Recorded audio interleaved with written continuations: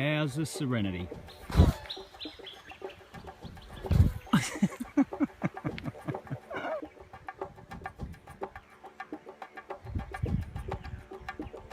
Give these guys half a chance by looking away, and they'll beat the bark off the back of your bon scone.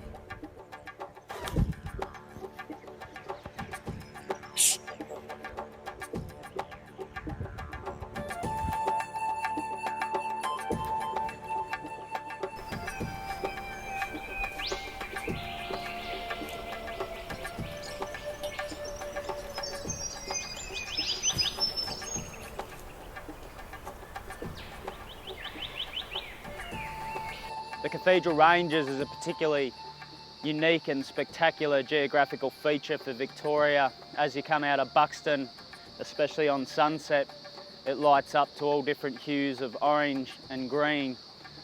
Orange being related to the rock which is exposed on its cliff-like face.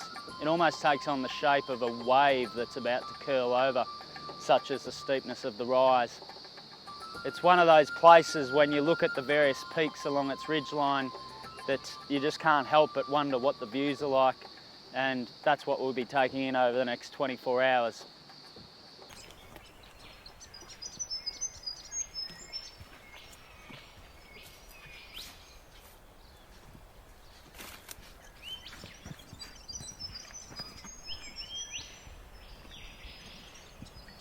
Ned's Gully and Ned's carpark, interestingly, are named after Ned Kelly and his family. Back in the day, it was thought by tree workers that the tools which kept disappearing in the night could be attributed to the ghost of Ned. I've only got a bivvy bag with me on this overnight hike, so I'm hoping he doesn't take my backpack during the night. You hear that, Ned? It's got my extra water bottle in there and I'm going to need it. The temperature on Cathedral Peak the following morning was a good 10 degrees cooler than it was the previous afternoon, and possibly colder than this again when the wind chill factor was taken into account. Always handy to remember when packing for an overnight hike in the high country to pack for all conditions regardless of what the weather report might say, because it changes very quickly, and when it does you want to be prepared. Truly, these are the days where it is a sheer pleasure to be alive. I think that most days, but it's particularly so on a day like this, standing on the ridgeback of the Cathedral Ranges in between the North Jawbone and Cathedral Peak. So the ridge is so narrow, it allows you to stand up on the peak of the rocks here and get beautiful views this side, and then beautiful views on the eastern side, eastern, western.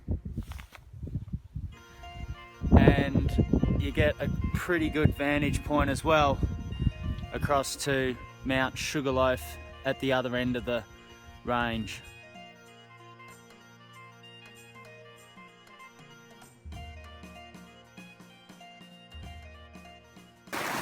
This is one of my favourite outdoor areas within an hour and a half of Melbourne.